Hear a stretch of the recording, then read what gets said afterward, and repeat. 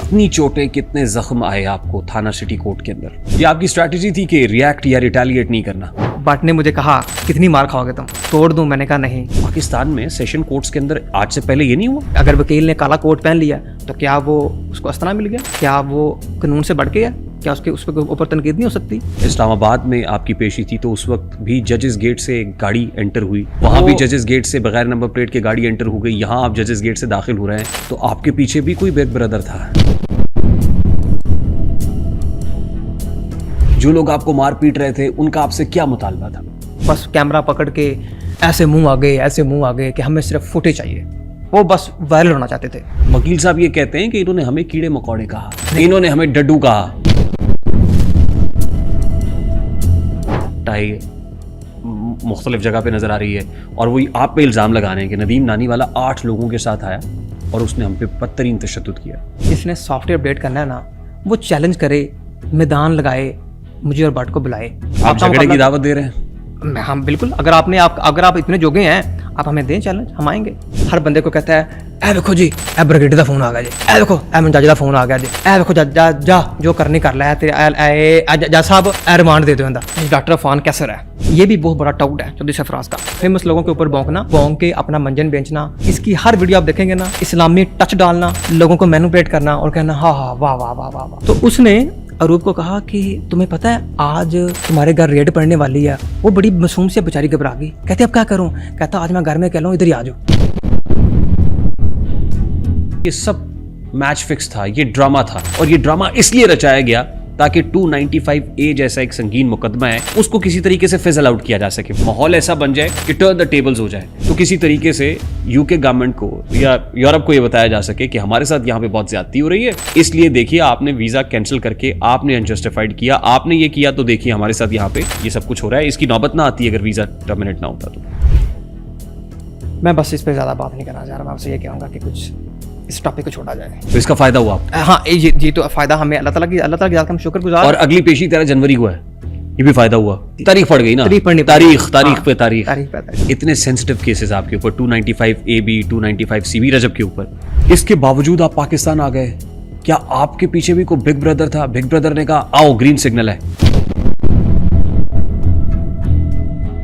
डकी ने रिलीज के बाद एक वीडियो बनाई और डकी को बहुत ज्यादा उस पे व्यूज भी मिले, बहुत एप्रिसिएशन भी मिली। आप इत्तेफाक करते हो उस कंटेंट से? मैंने उसकी सारी वीडियो देखी, उसकी वीडियो को देखने के बाद मुझे बड़ा हर्ट हुआ। मैं जिस अंदाज में कंटेंट किया गया, जो रोस्टिंग पे जुमले इस्तेमाल हुए, जो गालम गलोच हुई, जिस तरह की मीम्स इस्तेमाल होती रही, वो भी जस्टिफाइड नहीं है। ये उसको मैं पिछले 7 सालों से समझाता आ रहा हूं कि अगर तुमने कुछ करना है तो करो, नहीं करना तो ना करो, लेकिन चक्करबाजी ना डालो। ना हमने आपको पैसे दिए हैं और ना ही हमने आपसे कोई आईफोन लिया है। रजब भट्ट के साथ आपकी जो दोस्ती है ये चंद महीने के अंदर ही बहुत मजबूत हो गई है। अगर आप जिंदगी में अच्छे दोस्त नहीं बनाओगे आप कभी कामयाब नहीं हो सकते। वो एक वीडियो रजब की आ गई थी ना, जिसमें यूं लगा कि जैसे वो मदहोशी में है या कोई ऐसी शहद की बोतल लगा ली है। उस दिन वो मेरे साथ नहीं, जब किसी के अपार्टमेंट में था, किसी एक लड़के के अपार्टमेंट में था, उसने उसको ट्रैप किया।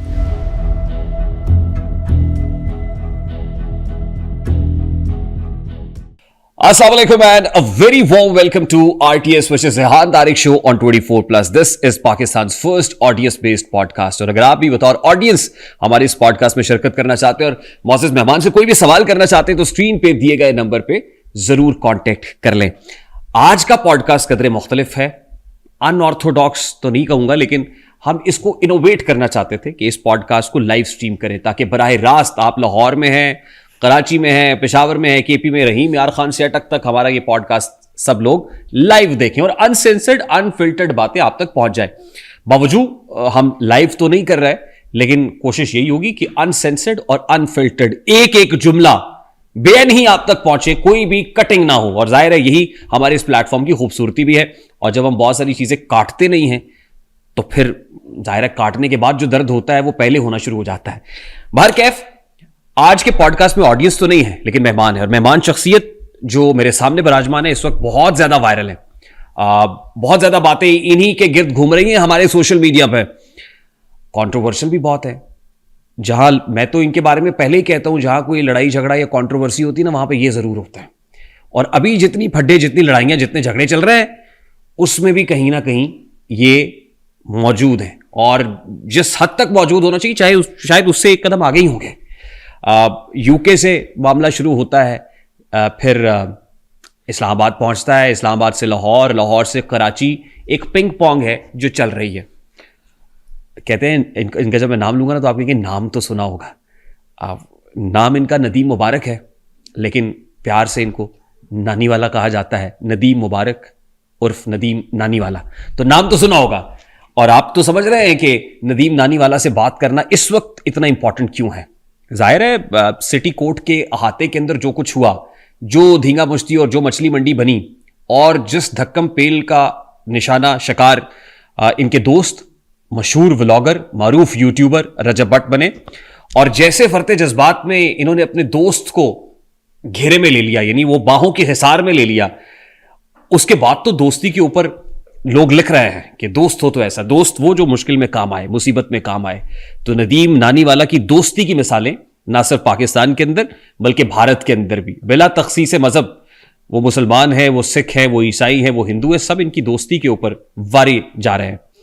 और उसके अलावा जाहिर है जब आपके पास रिकग्निशन होती है तो कंट्रोवर्सीज तो आती ही आती हैं। तो बहुत सारी कंट्रोवर्सीज पे भी बात करेंगे, इनकी दोस्ती पे भी बात करेंगे, थाना सिटी कोर्ट के मामले से लेके 6 जनवरी और 6 जनवरी के बाद 13 जनवरी को क्या होने जा रहा है इस पर भी बात करेंगे। लेकिन मैं इनकी तरफ आने से पहले सिर्फ यह बताना चाहता हूं कि इनसे एक नशिस्त इसी जगह पे हमारी पहले भी हो चुकी है। वो नशिस्त उस वक्त थी कि जब ये एक और दोस्त को रेस्क्यू करने के लिए पाकिस्तान आए थे और वकला के दरमियान खड़े होकर उन्होंने कहा था बस मैं आ गया हूं, और डकी को, और उस वक्त भी मैंने ऐसे ही कहा था कि नदीम नानी वाला आ गया है, डकी को छुड़ा के ले जाएगा, और वकला के दरमियान में मौजूद थे। और फिर हमने कहा था आइए जरा हमें वो गिदड़ सिंगी बताइए कि आपके पास क्या है।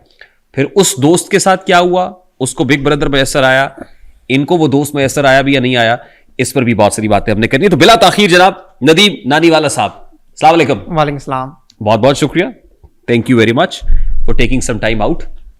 Thank you ji. यूके से इस्लामाबाद पहुंचे, हम आपके पीछे लगे रहे। इस्लामाबाद से लाहौर आ गए, हम फिर पीछे पीछे थे। लाहौर से कराची पहुंचे, कराची में जो कुछ हुआ उसके बाद भी मीडिया भी आ गया। नदीम मुबारक साहब हमारे हाथ नहीं आ रहे थे।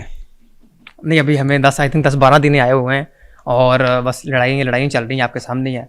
कभी कराची, कभी लाहौर, कभी इस्लामाबाद, तो बस इसी चक्रों में, इसी चीज़ों में बिजी चल रहा है सिस्टम। और आज कल रात में लाहौर आया, मैंने आपसे वादा किया कि मैं आपके पास होऊंगा 2-3 बजे, तो मैं आपके पास पहुंचा। जहां लड़ाई होती है वहां नदीम नानी वाला होता है। देखें, ये किस्मत का खेल है मेरे ख्याल से, कि असल में मेरे ख्याल से जहाँ मेरे दोस्त होंगे वहाँ मैं होऊंगा, तो अगर लड़ाई होगी तो ज़ाहिर है वहाँ पे मैं होऊंगा। जहां लड़ाई वहां नदीम नानी वाला है? नहीं, जहाँ लड़ाई नहीं, जहाँ मेरे दोस्त होंगे वहाँ कोई मसला बनेगा तो मैं ज़ाहिर हूँ। कितनी चोटें, कितने जख्म आए आपको थाना सिटी कोर्ट के अंदर? असल में ज़्यादा चोटें तो जब वहाँ या पीछे से वो वकील साहब, उसके साथ पहले तो 5-6 बंदे थे, तो जैसे हम एंटर हुए हैं तो उसने आके जैसे हमला किया, तो भट्ट को जैसे उसने पीछे से बुज़दिली का मुजाहरा करते हुए, उसने, मैं उसको एक बहुत बड़ा बुज़दिल कहूँगा, वो वकील नहीं, एक बुज़दिल शख्स था, उसने उसको पीछे से वार किया और उसी टाइम उससे रहा नहीं गया। मैंने उसी वक्त उसको अपने लेफ़्ट बाजू से ऐसे पीछे धकेला उसको, वकील को, और उसको मैंने भट्ट को पकड़ा और अपने हाथों में वहाँ घूम गया और साइड में ले गया। फिर वहाँ से मैं साइड में ले गया, फिर मैं इवन के वो नीचे गिर गया हम, तो फिर मैं भट्ट के ऊपर लेट गया। वो मेरे बाजू पे छोटे छोटे लगे, यहाँ पे, बैक पे। फिर वहाँ पे भट्ट ने मुझे कहा कि मैं तोड़ दूँ, मैंने कहा नहीं। फिर उसने कहा कि अब नीचे आ जाओ, कितनी मार खाओगे तुम। फिर उसने मुझे नीचे फेंका, फिर वो ऊपर आया, फिर उसको मार पड़ी। ऐसे ही ये आगे चलता रहा। आपको इस बात का इदराक नहीं था कि थाना सिटी कोर्ट में आपके साथ ये होगा? नहीं, असल में कंसर्न्स तो होते हैं, लेकिन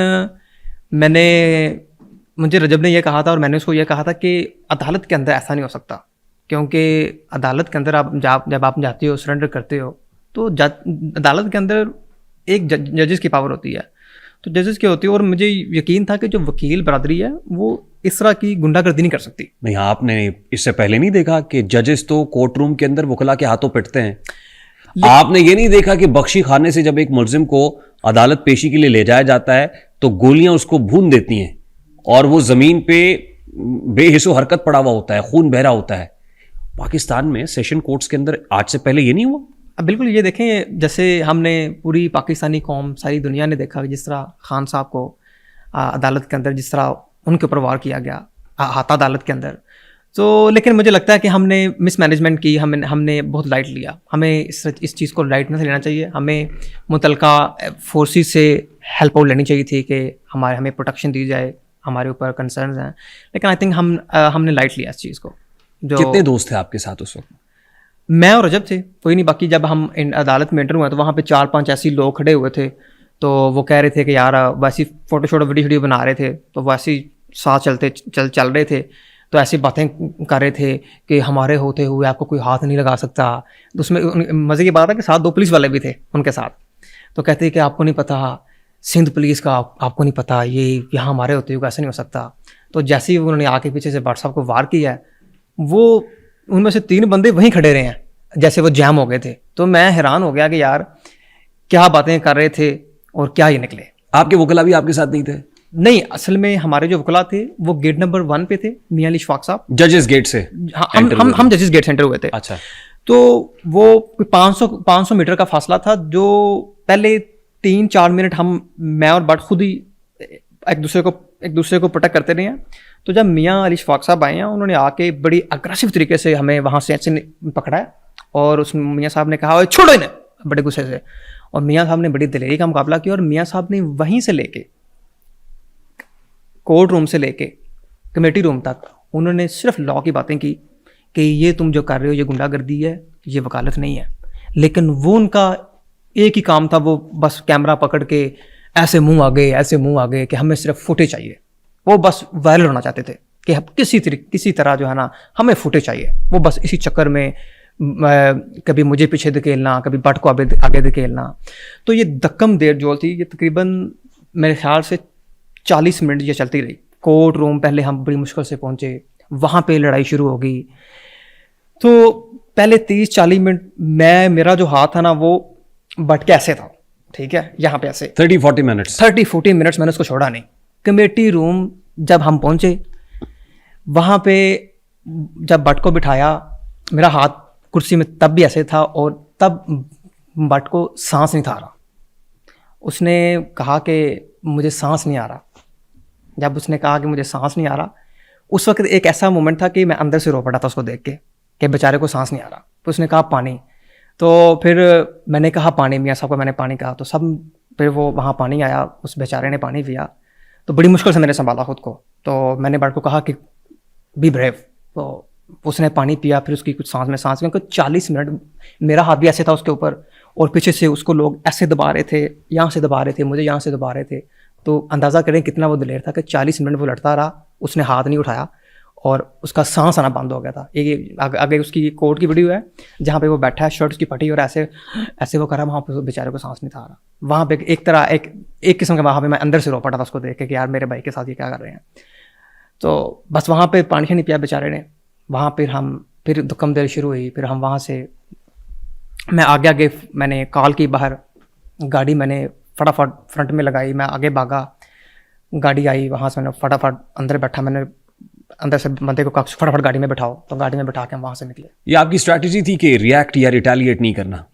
नहीं, ये हमने एक दूसरे से पहले बात की थी कि अगर वहाँ पे इस तरह का मसला बनता है तो हमने अदालत के अंदर डिफेंस में कोई भी हाथापाई नहीं करनी, क्योंकि उनका काम फुटेज लेना होगा और हमें करोड़ों में लोग देखते हैं। अगर हम इस तरह उनके ऊपर वार करेंगे तो इससे ये एक चीज़ मोमेंटम होगा कि शायद हाथापाई हुई है और हमने ये शुरू किया है। जिस तरह के वो वकील जो है, वो नौ सरबाज वकील, वो इल्ज़ाम भी लगा रहे हैं कि हमने उनके ऊपर अटैक किया। और आपने जितनी भी अदालत के अंदर वीडियोस देखी, उसमें साफ देखा जा सकता है कि मैं और वो जा रहे हैं और उस बुज़दिल शख्स ने पीछे से आके हमारे ऊपर हमला किया। नहीं, इसका मतलब आपको अंदाजा था कि आपके साथ ये होगा, तभी आपने ये स्ट्रैटेजी बनाई कि आपने रिएक्ट नहीं, हमें अंदाज़ा तो देखें, जो चीज़ें चल रही हैं कई महीनों से, कुछ भी हो सकता है। लेकिन अगर हम कोर्ट से बाहर होते तो फिर हम लड़ते,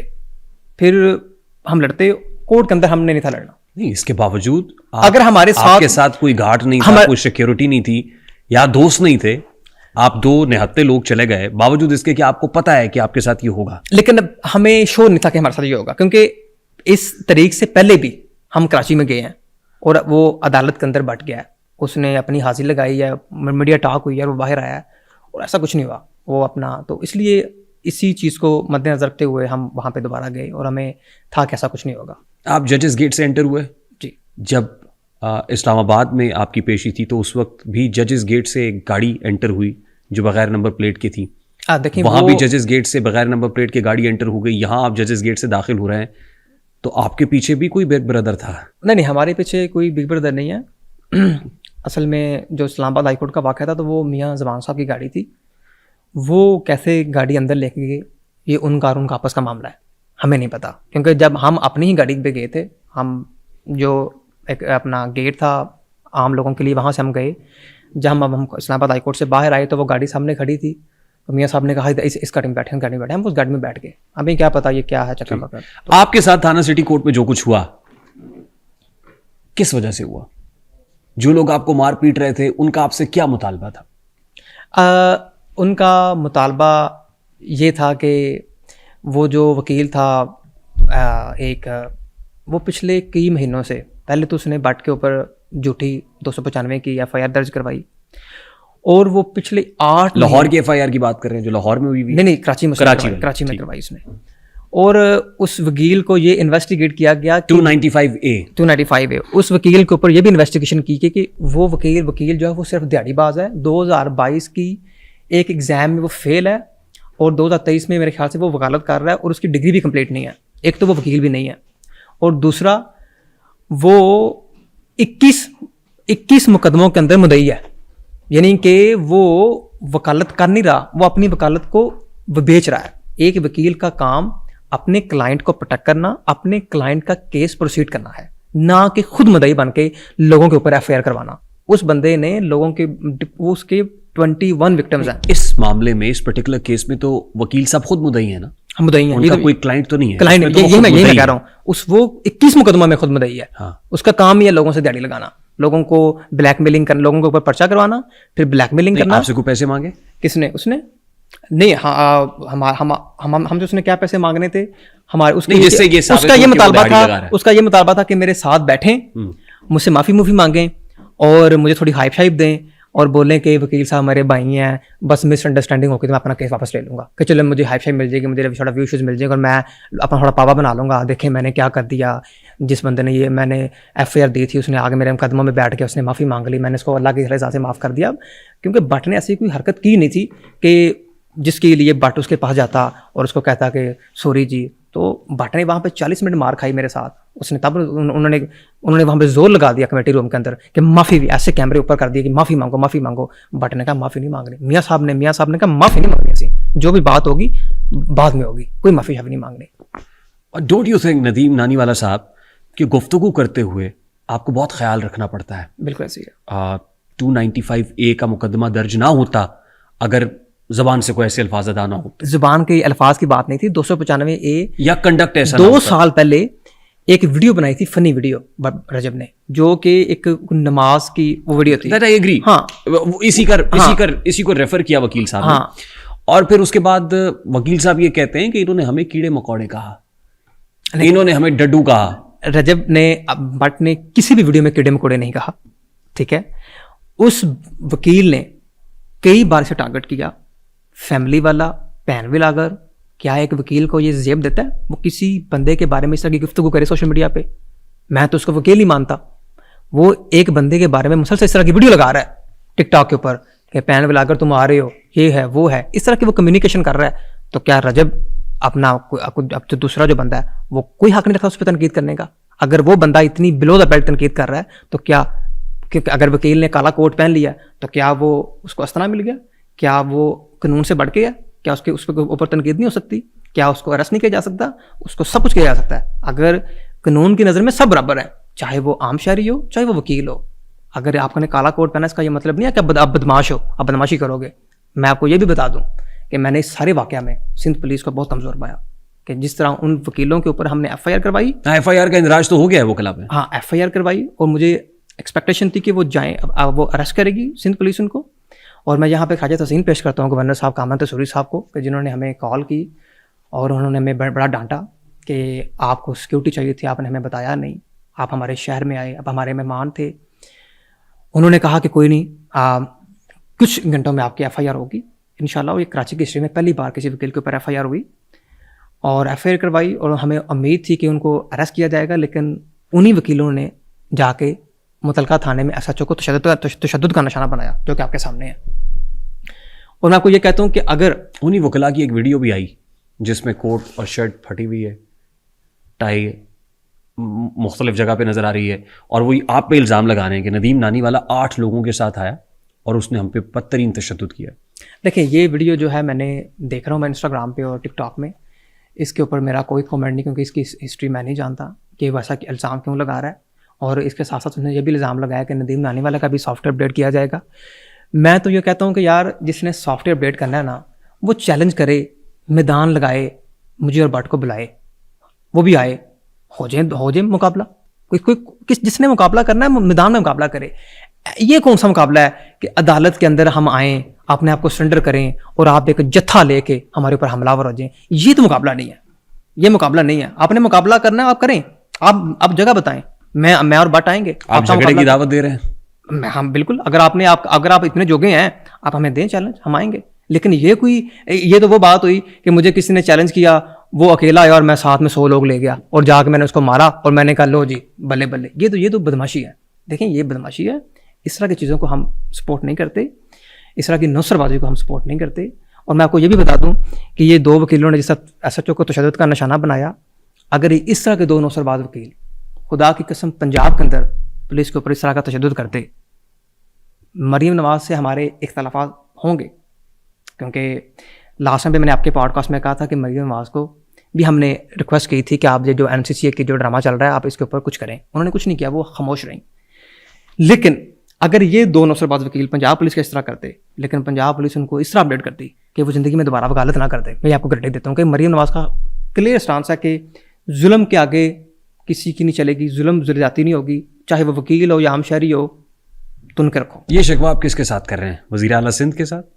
ये मैं शिकवा कर रहा हूं कामरान तिसौरी के साथ? नहीं, कामरान तिसौरी साहब उन्होंने तो बहुत सपोर्ट किया, उन्होंने FIR करवाई। क्या सपोर्ट किया? FIR हो गई, अभी तक वकला दंदनाते फिर रहे हैं। लेकिन वो तो गुंडा कर दिया ना।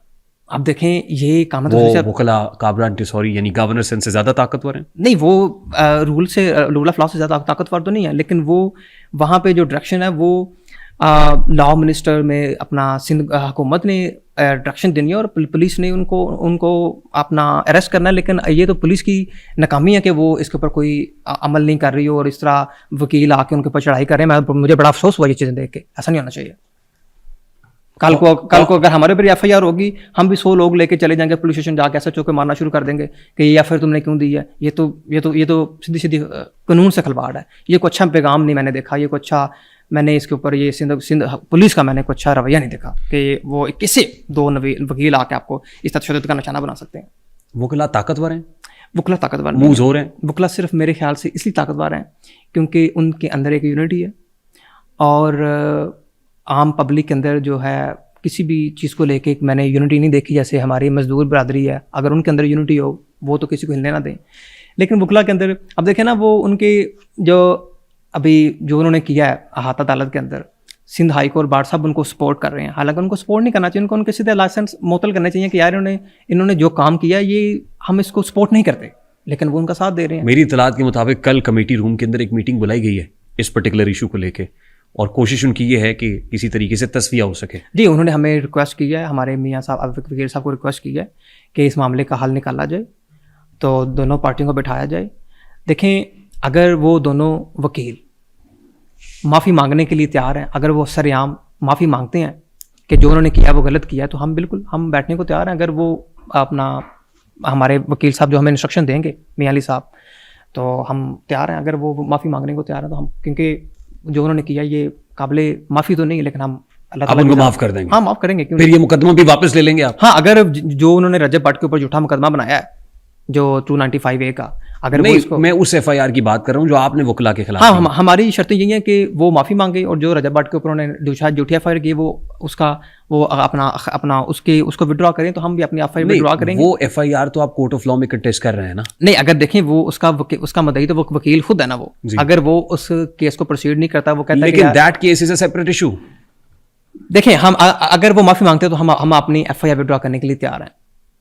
ये बड़ी बात कर रहे हैं हाँ, कि बिल्कुल। वो अगर आपसे एक्सक्यूज करेंगे तो आप एफआईआर हाँ, हम उनको माफ करने के लिए, अगर वो तहे दिल से माफी मांगते हैं कि उन्होंने जो किया वो बदमाशी थी, वो गुंडागर्दी थी और इसके लिए वो शर्मिंदा हैं, और वो सिर्फ पाकिस्तानी कौम से माफ़ी मांगते हैं कि वकला बरदरी का जो नाम उन्होंने डैमेज किया पूरी पाकिस्तानी कम्युनिटी में, इंटरनेशनल कम्युनिटी में, जो उन्होंने, क्योंकि वकला बरदरी आप देखें कि इन अपना हिस्ट्री में अपना कराची बार जो थी, इन्होंने जो आइन के लिए काम किया, जो अमेंडमेंट्स जिन्होंने इनको रिवर्स किया, जो वहाँ सिंध हाई कोर्ट बाहर से लोग आए, इस्लामाबाद भी जुडिशल कमीशन इजलास के बाहर बहुत एहतजाज होता रहा। वो बात आपकी अपनी जगह पे दुरुस्त है, लेकिन वकला ये कहते हैं कि रजब भट्ट ने भी उनसे एक्सक्यूज तो कर लिया, सॉरी कर ली, माफी मांग ली। नहीं, रजब भट्ट ने कोई माफी नहीं मांगी। रजब भट्ट किसी बात की माफी मांगे उनसे? वकला ने ये स्टेटमेंट दिया ना कि रजब भट्ट ने सॉरी नहीं, कर ली, नहीं, कोई माफी नहीं मांगी। वो अगर उनके पास कोई वीडियो है वो दिखाएं पब्लिक को कि जहां रजब भट्ट ने कहा कि मैं आपसे माफी मांगता हूँ। कोई माफी नहीं मांगी, हम किसी किस्म की कोई माफी नहीं मांगेंगे उनसे।